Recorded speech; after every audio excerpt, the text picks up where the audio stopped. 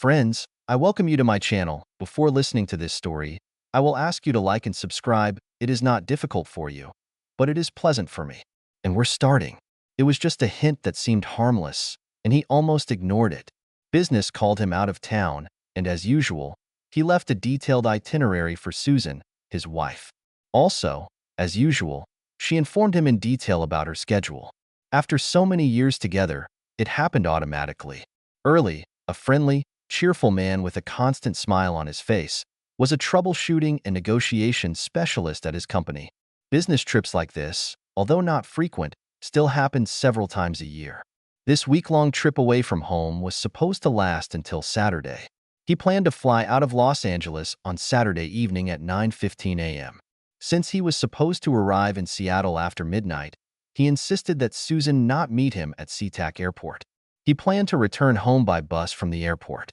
This would have taken him to his Bellevue door at 1:30 a.m. Saturday to Sunday. Then on Thursday morning, the deal unexpectedly took place.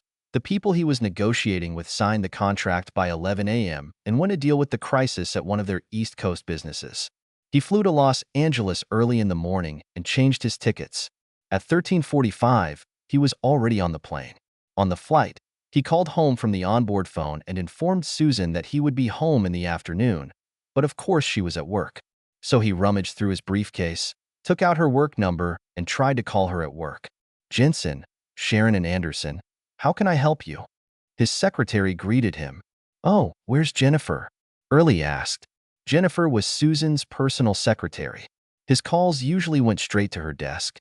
"Mrs. Conroy's secretary won't be in the office today or tomorrow. How can I help you?"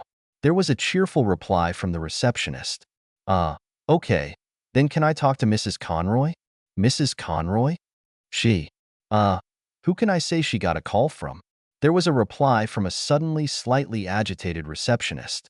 "This is her husband. Please connect me," he asked. After a short pause, "Oh, Mrs. Conroy is busy right now, and I'm not sure when she'll be free. Can I leave her a message?" Early thought for a moment. "No, I'll talk to her at home tonight. Just tell her I called," and he hung up. There was something wrong with that call, but it took him another half hour to figure out what it was. Susan had told him on the phone last night that she would be at the office all day. However, perhaps she was working on a legal case or with a client, and she couldn't be taken away from her work. The main obstacle was Jennifer's absence. Susan made it a rule for Jennifer to work the same hours as she did. Early remembered that Jennifer left the office while Susan was working, only on exceptional occasions. The plane landed in Seattle on time, and Early was home at 6:35 p.m. Susan was not at home, and the house was dark, which was amazing. His wife almost always returned home by 6:35 p.m. Early unpacked, throwing the dirty laundry in the basket before changing his clothes. When Susan didn't come home by 8 o'clock, he made himself a toasted cheese sandwich for dinner. Then he sat down in front of the TV, waiting for Susan. Since Susan still hadn't returned from work, he began to worry. Was she in an accident? But if something like this had happened, someone would have called home, or at least left a message. He was too agitated, worried about Susan, to sit still, and found himself pacing the room. He dialed her mobile phone number, but received a message that the number was unavailable. Probably, he thought, because the phone was turned off. I wonder why she needed to turn it off? The hint that something had gone wrong turned into a red-hot ember by 9:20 when his own cell phone rang. When he picked up the phone, he heard Susan. "I was already starting to worry that something had gone wrong." Those were her first words. There was concern in his voice. "As usual, I called the hotel after dinner, and they told me that you had checked out. Are you all right?" "Yes, it's just a little change of plans," he replied. "Where are you?" "I'm at home. I just finished cleaning the kitchen. It's so lonely here tonight. Will you be home on Sunday as planned?" "Yes, I'll be home all Sunday afternoon. No problem. This morning we moved our talks to their company headquarters. You can contact me on your cell phone," he replied, without taking his eyes off the dark, deserted kitchen. His wife was not there, and the dishes from his home cooking were piled in the sink. "Did anything unusual happen today? I tried to call you at the office this afternoon." "Oh, well, no, it's nothing special. I must have been in touch with John Stickner at the time. This week, he helped me figure out what happened to Melrose's account." I owe him a lot for that, she said in a voice that seemed to have a hidden meaning that Early couldn't comprehend. Dear, after I was able to prevent trouble with this account, it looks like I will get a partnership. Mr. Jensen practically promised me. Susan was elated. Isn't that great? Of course, dear. We should celebrate this. I'm sorry I wasn't there tonight to start the celebration with a clean slate. Don't worry about it, my love. We can have a party on Sunday when you get home. Don't be late. I really miss you. It's going to be lonely in this big bed without you tonight. After a few minutes of talking about domestic problems, the connection was interrupted. Early sat thinking about the lies Susan had told him. His stomach was twisting. He felt a sour taste in his mouth. Until tonight, he had believed that his marriage and their love were lasting. It was something he had never doubted. Now he wasn't sure. Early went to bed late, tossed from side to side for several hours before finally falling asleep alone on the big bed, the loneliness in which Susan complained. He woke up at 7 o'clock, wide-eyed and staring at the ceiling, trying to plan his day. By 9 o'clock, he realized that Susan would not be coming home. He called her office. When the receptionist answered instead of Jennifer, he simply asked if he could talk to Mrs. Conroy.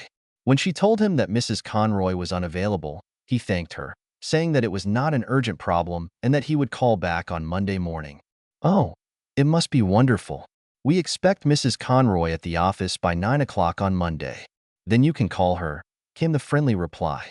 After he extracted the information from his wife's office file, Early got into their SUV.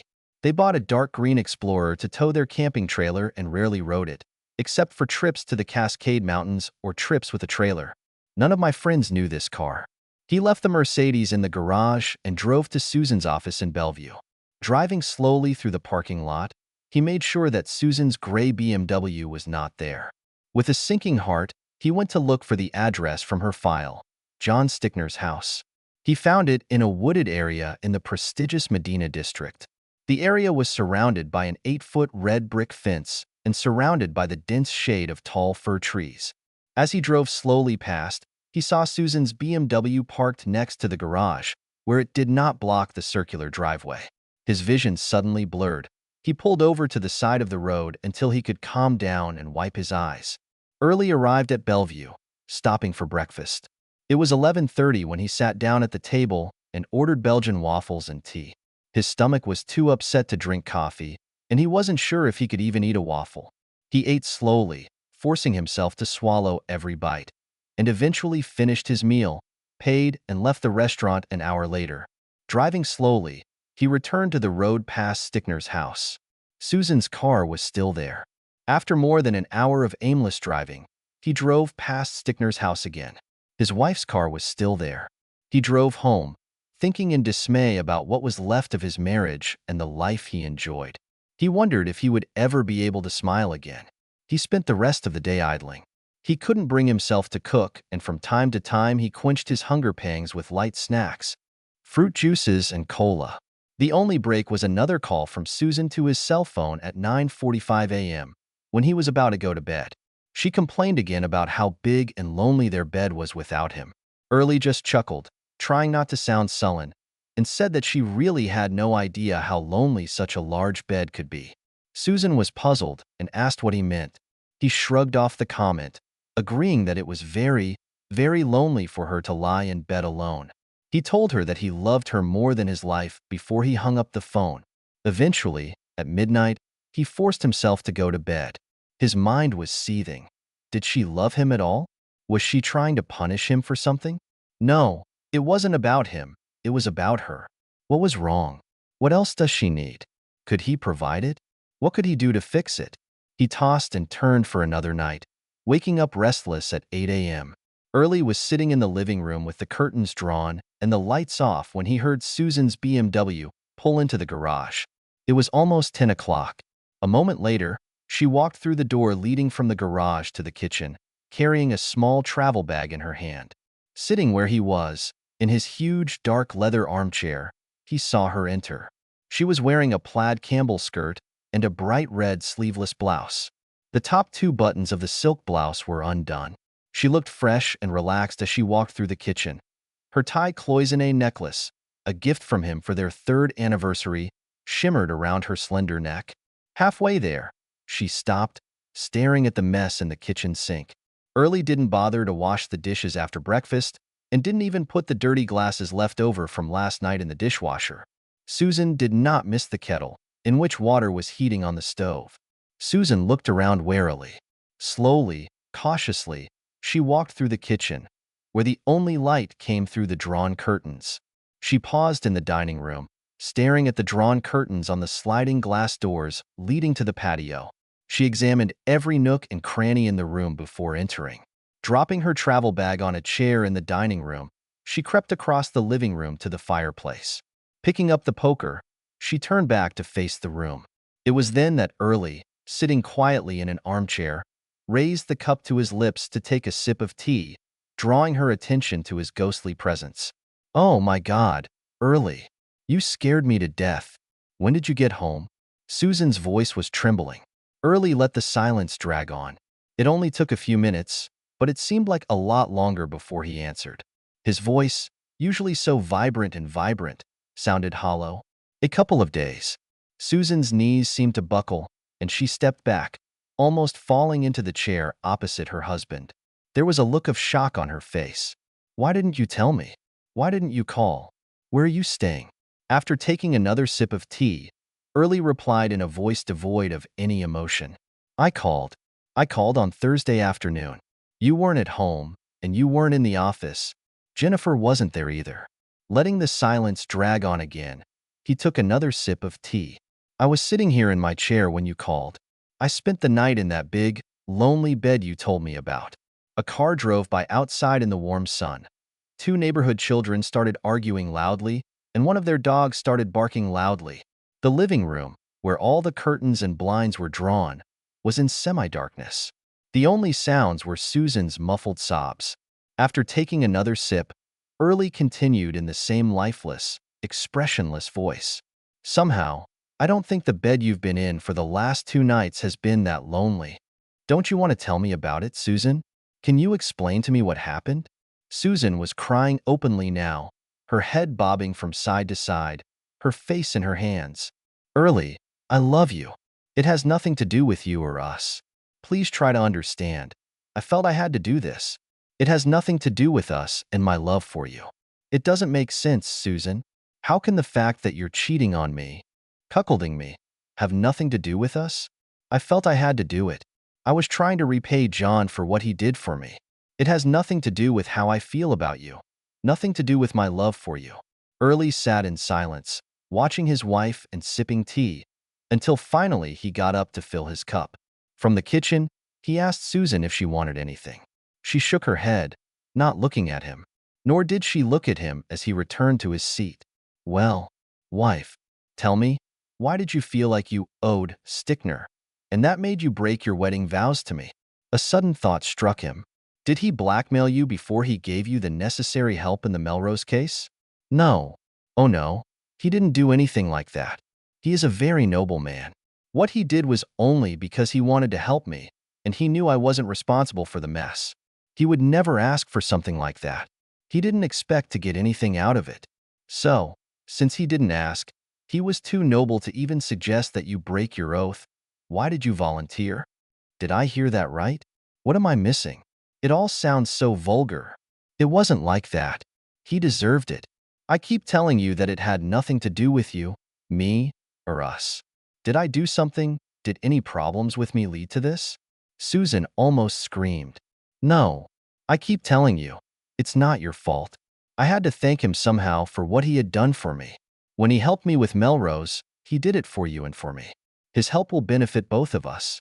Everything I did not do for myself, it was for him, and it had nothing to do with my love for you.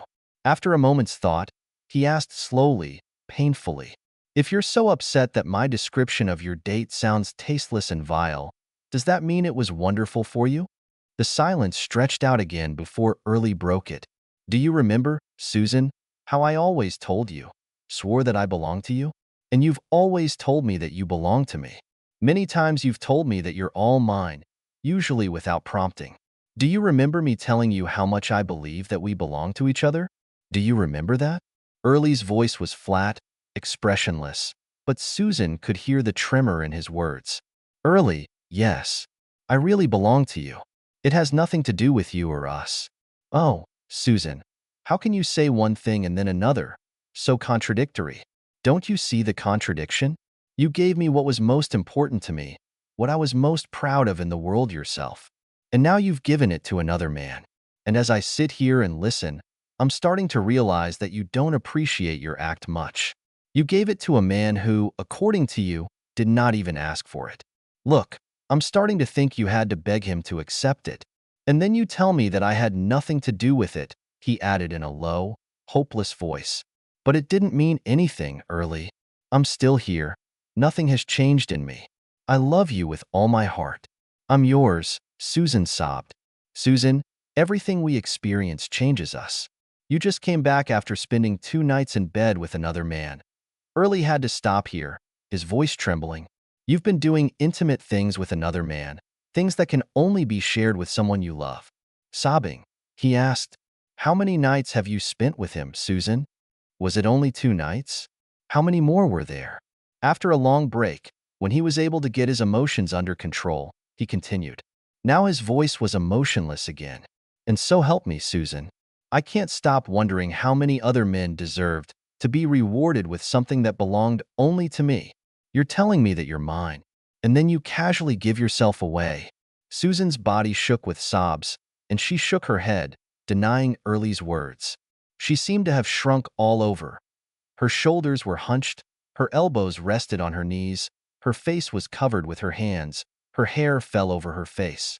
Long, long moments dragged by. The man sat silently, lost in thought, his wife cowering in the chair opposite him. The room was in semi-darkness, and the only sounds were those coming from the outside world. The world where the neighbors were enjoying a quiet, sunny day. There was no sound in the room except Susan's sobs until the clock on the mantelpiece began to strike the muffled hour of noon. Susan, I do not know where we are going. I swear, I love you just as much now as I did on Sunday when I left for Los Angeles. But I do not know where we are. You keep telling me that your betrayal has nothing to do with me. You don't understand what you've done. My trust in you is lost, and I do not know how I can get it back, what you can do to earn it again. After a pause, Early continued. If you're suggesting that I go out and cheat on you to balance the scales, then it's over between us. First of all, if you are so little interested in my loyalty, it shows how low you value me. Secondly, 2 mistakes do not mean that everything is correct. 2 mistakes are twice as bad as 1. He slowly got up from his chair, put the empty teacup on the fireplace, and headed for the dining room. There he opened the curtains to look out at their bright, immaculately clean backyard. He spoke in such a voice that she had to strain her ears.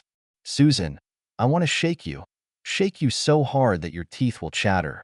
I've never wanted to hurt a woman before, much less my wife, my love. Yes, and it would be a very bad idea if I met John Stickner now, despite your hints that you seduced him. Susan made a small sound, perhaps denying that she had seduced John. Early continued. You said it wasn't his idea. Just to throw in another little problem. Now that he has tasted your fruits, which he got without any effort on his part, does he expect these fruits to be available to him? No matter what you explain to him, he's convinced that you're easy to get along with. Susan's protest was cut short when he continued. Maybe he won't think that you are available to anyone, but he knows that you are available to him. It's easy for him. Over time, he will lose respect for you and stop appreciating you. Wife, if we want to somehow preserve this marriage, we will have to face it face to face. Hour after hour, day after day, week after week, in this house, when we are trying to resume communication. Taking a deep breath, he continued, almost whispering, I do not know if this is possible. I know that we can't make any decisions today. It will be months, maybe years, before we can really feel comfortable with each other again. I'm going to sleep in the guest room tonight. Tomorrow we will replace our double bed with a full one for each of us. Anyway, if we work hard, we might be able to get through this. If we both want to make it work. At the moment, I doubt that you will succeed. At the moment, this is the best I can do. Looking back at the living room, he felt like he was looking into a dark cave after their sunlit backyard. I'm ready to try. In the coming months, We will be able to talk about what marriage means to each of us. Maybe we can save it. Susan, I love you. Pushing open the glass doors leading to the patio, he went outside. As he closed the door, he could hear his wife sobbing.